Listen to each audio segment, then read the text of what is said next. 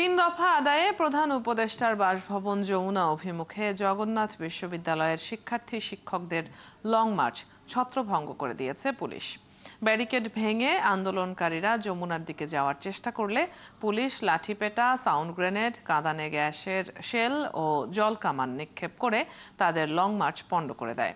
এ সময় আহত হন 25 শিক্ষার্থী। পরে কাকরাইল মোড়ে অবস্থান নিয়ে দাবি আদায় না হওয়া পর্যন্ত কর্মসূচি চালিয়ে যাবার ঘোষণা দিয়েছেন শিক্ষক শিক্ষার্থীরা। বিস্তারিত জানাচ্ছেন নিবিড় সাহা।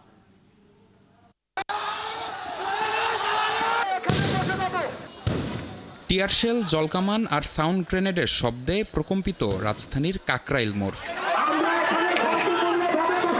জগন্নাথ বিশ্ববিদ্যালয়ের শিক্ষার্থীদের লং মার্চ টু যমুনা কর্মসূচি কাকরাইল মোড়ে পৌঁছানোর পরই এভাবে ছত্রভঙ্গ করে দেয় পুলিশ।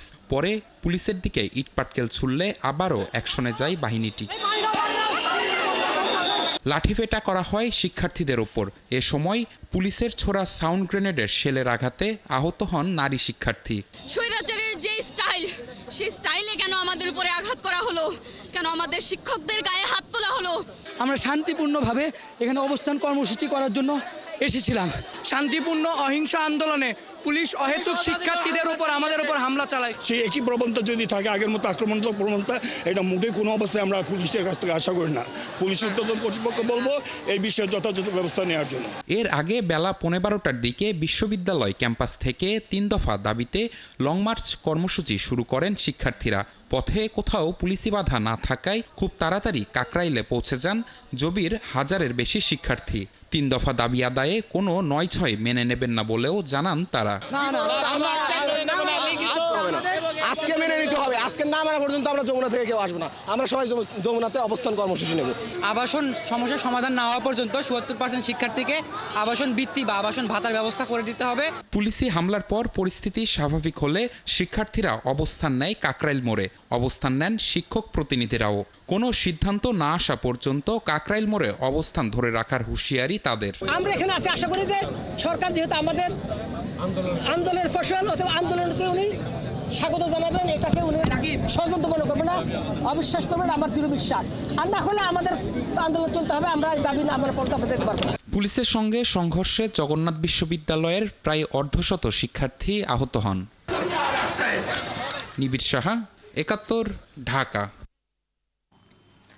3 দফা দাবিতে জগন্নাথ বিশ্ববিদ্যালয়ের শিক্ষার্থীদের মার্চ টু যমুনা কর্মসূচিতে বাধা দিয়েছে পুলিশ। যেমনটি আমরা প্রতিবেদনে দেখছিলাম, রাজধানীর কাকরাইল মোড়ে এই ঘটনা ঘটলে সেখানেই অবস্থান নেন তারা। এ বিষয়ে আরো খবর জানাতে সেখান থেকে যুক্ত হচ্ছেন সহকর্মী রাশেদ আনিস। রাশেদ, আইন শৃঙ্খলা বাহিনীর সাথে শিক্ষার্থীদের সংঘর্ষের পর এখন কাকরাইলের পরিস্থিতি কি?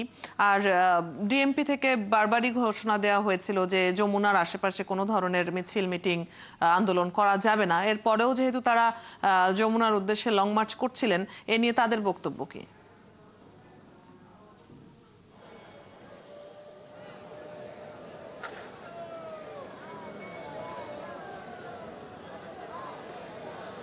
অদিতি, পরিস্থিতি যেমন ছিল আপনি জানেন যে তাদের উপরে টিয়ার শেল, সাউন্ড গ্রেনেড ছুঁড়ে মারা হয়েছে। তারা বলছেন, শিক্ষার্থীরা আমাদের কাছে অভিযোগ করছেন যে প্রায় 3 শতাধিক শিক্ষার্থী এই যে পুলিশের সাথে হামলা হলো তাতে শান্তিপূর্ণ মিছিলে তারা বলছেন যে পুলিশ যে টিয়ারশেল ছুঁড়ে মারলো, তাদের উপর আঘাত করলো, তাতে 3 শতাধিকের উপর শিক্ষার্থী আহত হয়েছেন বলে তারা কিন্তু বলছেন। আবাসন ব্যবস্থা পূর্ণাঙ্গ বাজেট সহ 3 দফা দাবিতে তারা কিন্তু সকাল 11টার দিকে লং মার্চ টু যমুনা যে কর্মসূচি সেটি কিন্তু করেছেন। তাদের যে 3 দফা দাবি ছিল, আমরা প্রতিবেদনও যেমনটি দেখছিলাম, অদিতি, আবাসন ব্যবস্থা নিশ্চিত না হওয়া পর্যন্ত জগন্নাথ বিশ্ববিদ্যালয়ের 70% শিক্ষার্থীর জন্য আবাসন বৃত্তি 2025-26 অর্থবছর থেকে কার্যকর করতে হবে।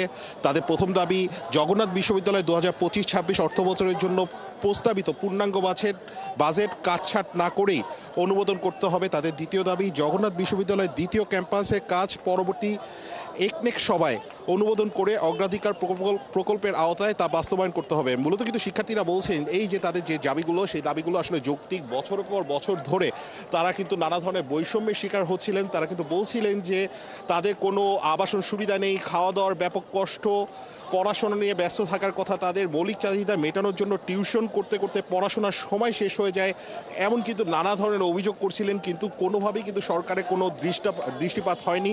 কয়েক মাস আগেও কিন্তু তারা এই সমস্ত বিষয়গুলো নিয়ে আন্দোলন করছিলেন, অন্তর্বর্তীকালীন সরকারের কাছেও দাবি জানিয়েছিলেন, কিন্তু কোনো রকমের কোনো ব্যবস্থা হয়নি। তাদের যে 3 দফা দাবি, সেই 3 দফা দাবির সাথে আরেক দফা দাবি কিন্তু যুক্ত হবার কথা শিক্ষার্থীরা বলছেন।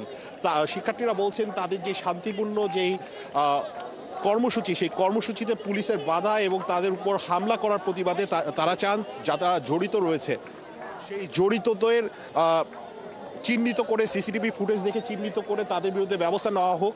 আমরা দেখছি অনেকজন শিক্ষার্থী আছেন এবং তাদের মধ্য থেকে 2-1 আহত আছেন এবং তাদের সাথে যদি আমরা একটু কথা বলার চেষ্টা করি। আপনাদের অবস্থান তো অনড়, আপনারা যেমনটি বলছেন, যতক্ষণ পর্যন্ত আপনাদের 3 দফা দাবি পূরণ না হবে ততক্ষণ পর্যন্ত আপনারা এই কাকরাইল মসজিদের সামনে থেকে নড়বেন না। সাথে মধ্যে আরেক দফা দাবিও যুক্ত হয়েছে এখন। যে দেখুন, আমাদের হল আন্দোলন, হল আমাদের অধিকার। একটা বিশ্ববিদ্যালয় হল ছাড়া কখনো কল্পনা করা যায় না। হাজার হাজার প্রায় 20 লক্ষ শিক্ষার্থী সেখানে হলবিহীন। আমরা অনেক দিন থেকে বঞ্চিত। এর আগেও 5-7 বার আমরা এই ধরনের আন্দোলন করে গেছি, কিন্তু আমরা কোনো ধরনের ফল পাইনি। সমসাময়িক 2005 সালে প্রতিষ্ঠিত দেশের বিভিন্ন বিশ্ববিদ্যালয় অনেক সুযোগ সুবিধা ভোগ করে দেশের অনেক প্রান্ত থেকে, কিন্তু আমাদের ঢাকার ভিতরে থেকেও অনেক শিক্ষার্থী আছে যারা ঠিকমতো খেতে পারে না, ঠিকমতো চিকিৎসা সেবা পায় না, আমাদের কোনো রকমের আবাসিক সুবিধা নাই। এই সকল অধিকার নিয়ে যখন আজকে সকালবেলা আমরা 12টার দিকে আমাদের পূর্ব ঘোষিত আন্দোলনের জন্য আমরা এখানে যমুনায় হাজির হয়েছিলাম, আমাদের সাথে কোনো রকম কনভারসেশন ছাড়া, কোনো রকম কথা ছাড়া পুলিশ আমাদের সাথে অতর্কিত হামলা চালায়, টিয়ার শেল মারে, আমাদেরকে লাঠিচার্জ করে। আমি দেখছি আপনিও বোধহয় আহত, আপনার হাত দেখছি। কতজন আহত আছে? আমাদের অলমোস্ট প্রায় 300 জন হসপিটালাইজড, আরও অনেকে আহত আছেন যারা এখনো পর্যন্ত আন্দোলনের সাথে যুক্ত আছেন। যদি একটু আপনাদের কাছে জানতে চাই, এখন কিন্তু সন্ধ্যা গড়াচ্ছে, আপনারা বলছিলেন যে 2টি ব্যারিকেড দেওয়া হয়েছে, একটি বর্ষভবনের সামনে এবং হামলার ঘটনাটি এখানেই ঘটেছে। আপনাদের অবস্থান কি ধরনের অবস্থান আপনারা যাচ্ছেন এবং সরকারের কাছে কি বার্তা দিতে চাচ্ছেন? আমরা খুবই শান্তিপূর্ণ অবস্থানে ছিলাম, শান্তিপূর্ণ অবস্থানে থাকতে চেয়েছিলাম। আমরা সরকারের কাছে আমাদের আবেদন একটাই, যদি আমাদের আবাসন ব্যবস্থা এবং সকল ধরনের সুযোগ সুবিধা আমাদের সঠিকভাবে দিতে পারেন তাহলে জগন্নাথ বিশ্ববিদ্যালয় রাখেন, যদি না পারেন তাহলে মাসবি জগন্নাথ বিশ্ববিদ্যালয় বন্ধ করে দেন। কোনো দরকার নাই তো, এত রকম কষ্ট করে শিক্ষার্থীরা এভাবে চলতেছে, এভাবে।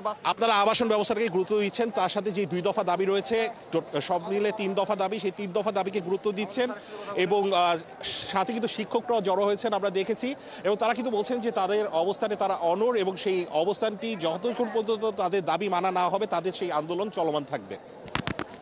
অদিতি। রাশেদ, আপনার মাধ্যমে আমরা আন্দোলনকারীদের কথাও শুনে নিচ্ছিলাম এবং যেমনটি আপনি জানাচ্ছিলেন যে তারা এখনো অবস্থান করে আছেন, অনড় অবস্থানে আছেন। আপনি খবরাখবর রাখছেন, নিশ্চয়ই পরবর্তী আপডেটগুলোও আমরা জানবো।